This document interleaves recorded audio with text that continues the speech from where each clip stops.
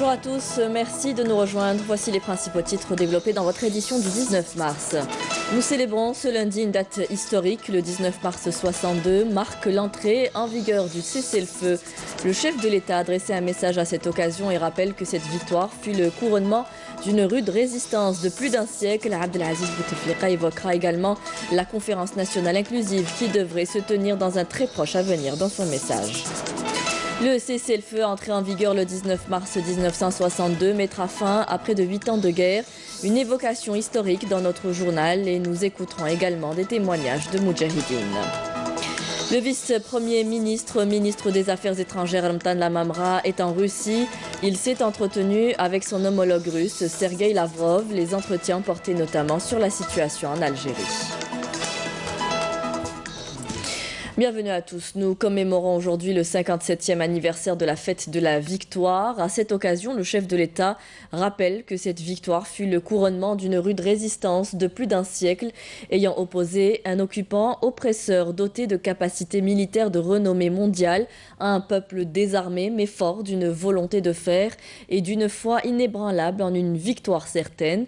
Abdelaziz Bouteflika dira dans son message que notre pays s'apprête à changer son régime de gouvernance et à renouveler ses systèmes politiques, économiques et sociaux à la faveur de la conférence nationale inclusive qui se tiendra dans un très proche avenir avec la participation de toutes les franges du peuple algérien. La mission de cette conférence est d'autant plus sensible que c'est à elle que revient la tâche d'émettre des décisions cruciales à même d'opérer le bon qualitatif que réclame notre peuple, notamment les jeunes, ajoutera Abdelaziz Bouteflika. Un bon que cristallisera une révision constitutionnelle globale et profonde, laquelle sera soumise par référendum à l'approbation du peuple. Une révision constitutionnelle qui préludera à un nouveau processus électoral qui verra l'élection d'un nouveau président. Le président de la République ajoutera qu'il est vrai que l'Algérie est forte d'une armée connue pour son haut niveau de professionnalisme et ses sacrifices exemplaires, mais il n'en demeure pas moins que sa sécurité et sa stabilité en appellent également à un peuple qui soit à la hauteur de ses aspirations socio-économiques et culturelles. Un peuple qui doit prêter main forte à son armée pour préserver l'Algérie contre les dangers extérieurs et jouir de la quiétude et de la stabilité. L'occasion était également pour Abdelaziz Bouteflika de souligner que tel est l'objectif suprême dans lequel il s'est engagé à concrétiser avant la fin de son parcours présidentiel pour que l'Algérie vive dans un avenir proche une transition harmonieuse et assiste à la remise de ses rênes à une nouvelle génération afin de poursuivre la marche nationale vers davantage de progrès et de bien-être à la faveur de la souveraineté et de la liberté, conclut le chef de l'État dans son message adressé à la nation à l'occasion de la célébration de la fête de la victoire. Et transition toute faite pour parler justement de cette journée historique que nous célébrons aujourd'hui. Le 19 mars 1962 prend officiellement effet un cessez-le-feu qui met fin à près de 8 ans de guerre. De nombreuses festivités ont été organisées à travers le pays pour commémorer cette date. Les festivités officielles se tiennent à Djidjel. Nesrine Ben Saïdi. Le 57e anniversaire de la fête de la victoire, marquant le cessez-le-feu suite à la signature des accords d'Évian, un jour glorieux accueilli avec une immense joie par les moudjahidines de l'armée de libération nationale et par l'ensemble du peuple algérien qui venait de retrouver sa liberté, sa souveraineté. Cette occasion se veut un événement célébré comme il se doit à Béchar et dans le cadre de la stratégie de communication visant à rapprocher le citoyen des institutions militaires établies par le commandement de l'armée populaire nationale, des journées portes ouvertes ont été organisées au sein du centre d'entraînement de Abadla. Au programme, exhibitions sportives militaires et explications sur les différents aménagements disponibles au sein du centre d'entraînement. L'association Mesh'al Shahid, quant à elle, a marqué cet événement par une journée portes ouvertes, au programme diverses activités, expositions et conférences historiques. La wilaya d'Ilizi n'est pas en reste puisqu'elle a célébré cet événement par la lecture de la Fatiha à la mémoire de nos glorieux martyrs, dépôt de gerbes de fleurs, exposition et inauguration de plusieurs infrastructures. L'entrée en vigueur du cessez-le-feu a mis fin à une lutte armée du peuple algérien et à d'âpres négociations entre le GPRA et la France coloniale. Le 19 mars, fête de la victoire qui ouvrait la voie 3 mois plus tard à l'indépendance de notre pays. Évocation avec Farah Hamadesh.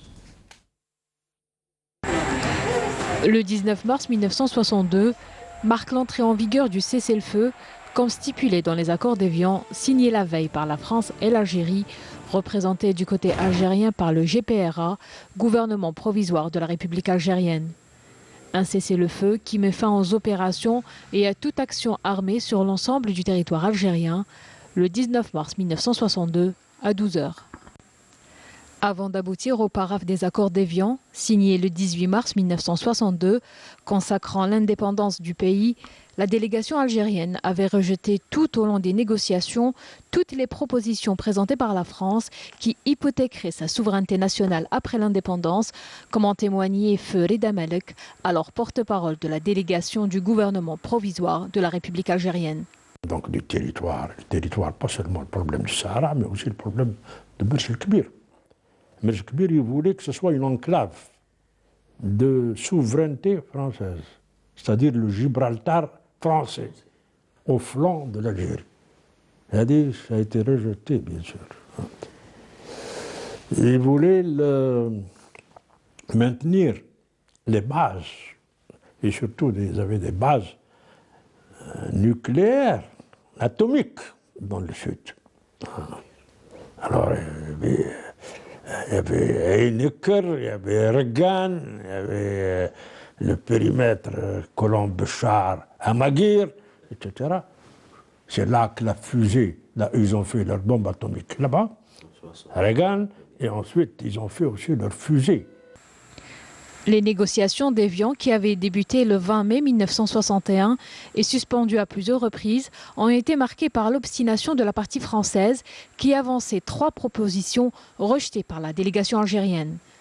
Ces propositions concernaient le maintien du Sahara algérien et la base navale de Mers el-Kbir à Oran sous domination française et la question du million de Français établis en Algérie.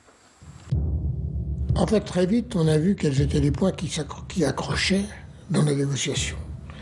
Le général voulait d'abord avoir un statut pour les pieds noirs, qui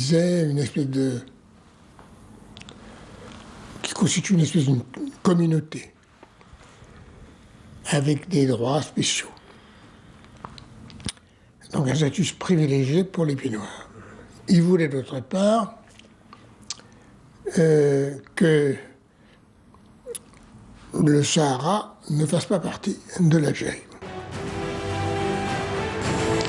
57 ans plus tard, la date du 19 mars reste le symbole de la victoire de la lutte diplomatique et de la lutte armée pour l'indépendance de l'Algérie. Et justement, à l'annonce de cette nouvelle de l'entrée en vigueur du cessez-le-feu, le peuple algérien vivait un de ses plus beaux jours, un jour qui est resté gravé dans les mémoires des Moudjahidines. Ils en témoignent aujourd'hui. Camélia Mellal. Il y a 57 ans, le 19 mars 1962, est décrété le cessez-le-feu sur toute l'étendue du territoire algérien en application des accords d'Évian. Une annonce qui a été accueillie avec une immense joie par les Moudjahidines de l'armée de libération nationale et par l'ensemble du peuple algérien qui venait de retrouver sa liberté et sa souveraineté. Il était minuit quand nous avions appris la nouvelle du cessez-le-feu conclu à Évian. Certains Moudjahidines ont même pleuré de joie, mais d'autres n'y ont pas cru tout de suite. Dès l'aube, les Moudjahidines sont venus nous annoncer la nouvelle du cessez-le-feu. Je ne vous dis pas la joie qui régnait à l'époque, mais on a pris la nouvelle avec beaucoup de prudence, bien sûr. À l'époque, ils nous ont recommandé de ne pas sortir dans les rues pour manifester notre joie, car il fallait être toujours prudent quant à la sincérité de l'ennemi français.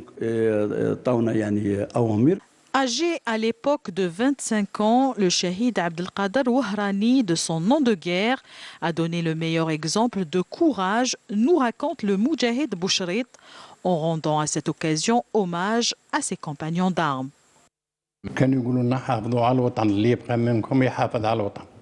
Il nous disait tout le temps, on vous laisse ce pays, préservez-le. Je vais vous raconter l'histoire d'un shahid à Oran, on le surnommait Abdelkader Wahrani. On a combattu côte à côte dans la bataille de Jbel-Lour en 1959 où j'étais blessé. D'ailleurs, je sens toujours la douleur des balles qui ont transpercé mon corps ce jour-là. Je me souviens comme si c'était hier quand on lui avait retiré son arme, moi et Sabr Ben Issa qui est toujours vivant. Et imaginez ce qu'il nous a dit quelques instants avant de mourir. Je vous laisse mon arme et ce pays, préservez-le. Que Dieu bénisse nos martyrs.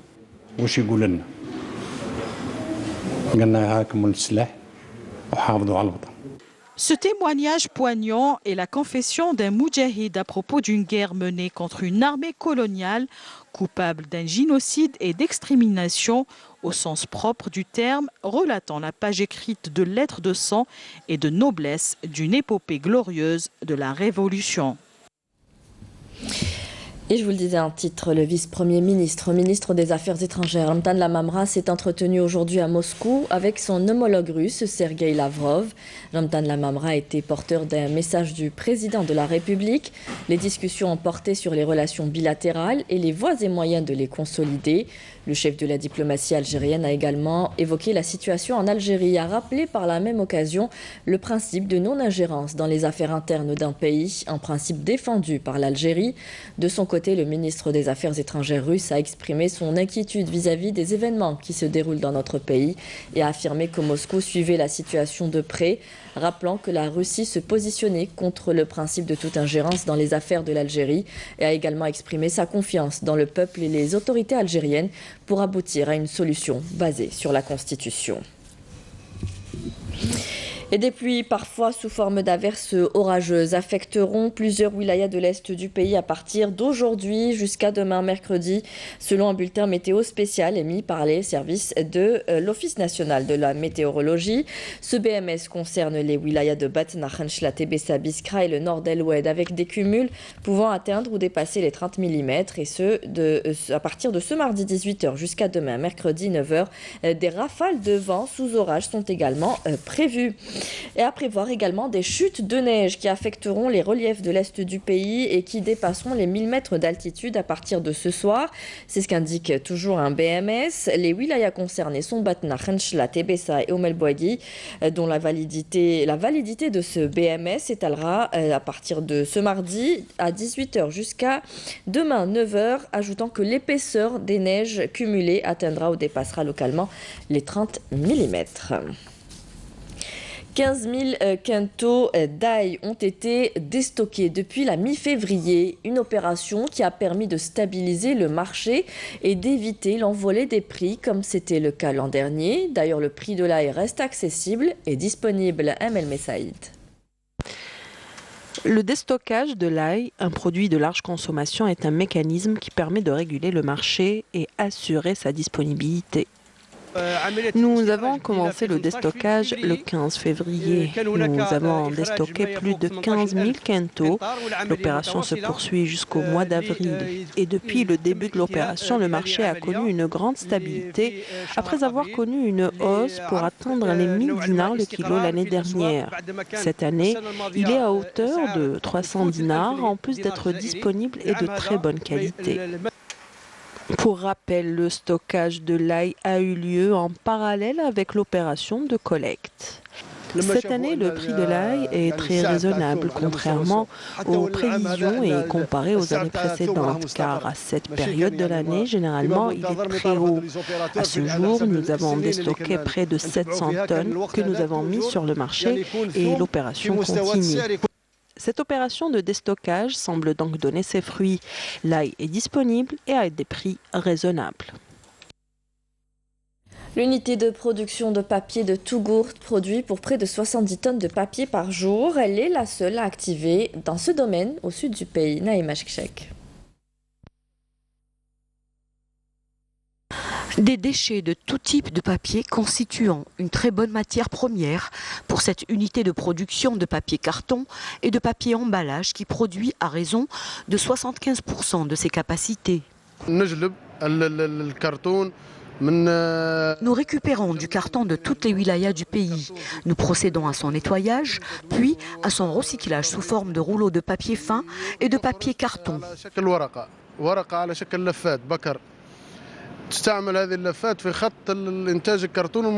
Cette unité de production est la seule dans le sud du pays et travaille grâce à des compétences très qualifiées. Le papier que nous fabriquons est d'une largeur de 220 cm. Il est produit à une vitesse de 80 à 120 mètres par minute. Nous avons aussi une imprimerie avec 4 couleurs pour imprimer sur les cartons que nous produisons selon la demande qui nous est faite. Nous produisons 50 et 20 tonnes jour pour les deux types de papier que nous fabriquons. Cette unité de Tougourt écoule sa marchandise sur tout le territoire national. Une marchandise de qualité qui trouve beaucoup d'acheteurs. Les commerçants ont jusqu'au 11 avril pour obtenir le registre de commerce électronique. Le taux d'adhésion des concernés devrait augmenter d'ici là. À Béchar, par exemple, sur les 15 000 commerçants enregistrés, seulement 6 000 vont récupérer ce qu'on appelle le RCE. Hassiba Abdallah. Béchar compte 14 887 opérateurs économiques. Moins de la moitié à son RCE, le registre de commerce électronique, alors que la date limite pour obtenir ce dernier est arrêtée pour le 11 avril prochain.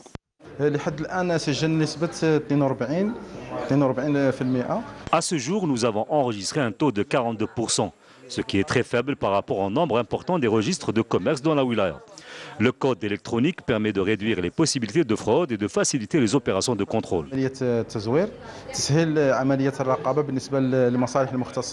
Le passage au RCE est obligatoire, mais certains commerçants avouent ne pas comprendre l'utilité de l'opération. Je ne sais pas, je n'ai pas bien compris l'utilité de cette opération. Je sais seulement que cela réduira la fraude et facilitera le contrôle. Je vois que c'est une bonne chose pour mieux encadrer l'activité commerciale grâce au code électronique. Le RCE permettra en effet de mieux maîtriser l'encadrement et la modernisation du contrôle économique, ainsi que le suivi et la régulation du marché, afin de conférer transparence et efficience aux opérations de contrôle. Et nous avons appris ce matin le décès du militant et moudjahid Lakhdar Bakhouch. Il était l'unique survivant des massacres de Kharata survenus le 8 mai 1945. Le défunt, alors âgé de 17 ans, a été emprisonné dans les geôles coloniales de 1945 à 1962. Le moudjahid Lakhdar Bakhouch sera inhumé aujourd'hui après la prière d'Al-Asr au cimetière Sidi Abdelrahman de Kharata. Inna lillahi wa inna ilayhi raji'un. Dans l'actualité internationale, le cyclone qui a balayé en fin de semaine dernière le Mozambique et le Zimbabwe, emportant routes, ponts, hôpitaux et écoles, a fait au moins 182 morts dans les deux pays. Mais le bilan final au Mozambique pourrait dépasser le millier de morts. Les eaux des rivières Pong et Buzi ont débordé et fait disparaître des villages entiers, isolant des communautés. Il y a des corps qui flottent. C'est un véritable désastre humanitaire, a annoncé le président mozambicain. En Syrie, les forces démocratiques syriennes ont resserré l'étau sur l'ultime réduit du groupe terroriste autoproclamé État islamique dans l'est syrien où les combats se poursuivaient hier au terme d'une nuit de bombardements intenses, leur ayant permis de progresser, soutenu par les raids aériens d'une coalition internationale conduite par les États-Unis et les combattants arabes et kurdes des forces démocratiques syriennes ont depuis des semaines essayé de tenter de déloger les derniers terroristes du village de Barouz, aux confins orientaux de la Syrie. Retour en Algérie, le rallye Auto-Moto Touareg, deuxième étape hier entre Territ et Bni Abbès, une étape jugée difficile par les concurrents, mais la beauté des paysages a quelque peu facilité la tâche. Dounia Hadjab. Le coup de starter de la deuxième étape de la première édition du Rallye Touareg Algérie 2019 a été donné à Territ vers Bni Abbès sur une distance globale de 150 km. L'étape d'aujourd'hui, c'est une étape trop difficile puisqu'il y a elle est variée. Il y a une portion dure et une portion sable. Et c'est dur, c'est pour tout le monde, pour l'organisateur et pour les pilotes aussi. Seconde étape qui s'annonce compliquée sera disputée sur des pentes de dunes. Magnifique pays, magnifique paysage. Et d'entrée de jeu hier, on est attaqué dans le vif du sujet avec des dunes, avec de la navigation qui était quand même assez compliquée, qui a fait une sélection vraiment dure parce qu'aujourd'hui, les premiers, les vrais rallymen, ils sont en tête. Hein. On voit bien, les premiers, c'est toujours les mêmes. C'est Kaiser, Dominique, et puis nous avons la chance d'avoir un Algérien qui est 3e position. Et aujourd'hui, je pense que ça va être une journée très compliquée avec des dunes et encore de la navigation. Donc c'est un rallye qui est avec une distance qui est assez courte, mais très compliquée en pilotage et en navigation. والحمد لله ربي درت le maximum تاعي اللي نقدر عليه ودخلت 3e position. C'est mon premier rallye que j'ai fait dans ma vie, quoi. Donc hier c'était bien, on n'a rien raté, tous les points on a reçus. Donc mais aujourd'hui il y a beaucoup de kilomètres en dune, donc ça va devenir lourd. Le rallye Touareg Algérie propose de nouvelles destinations et de nouvelles régions à visiter à chaque nouvelle étape du rallye. Après la perle du Sahara à Tarit, c'est à Bni Abbès où sera un autre rêve pour tous les participants à ce grand événement à la fois sportif et touristique. Un rallye qu'on suivra bien sûr dans ces prochaines étapes. C'est la fin de ce journal. Merci à vous tous de nous avoir suivis. Vous pouvez revoir tous nos programmes sur Facebook et YouTube. Les adresses s'affichent en bas de votre écran. Vous retrouverez tout de suite Amel Laribi pour les prévisions météo et rendez-vous avec Nejma Haj ce soir pour le journal à 19h. Très bonne journée à tous. Au revoir.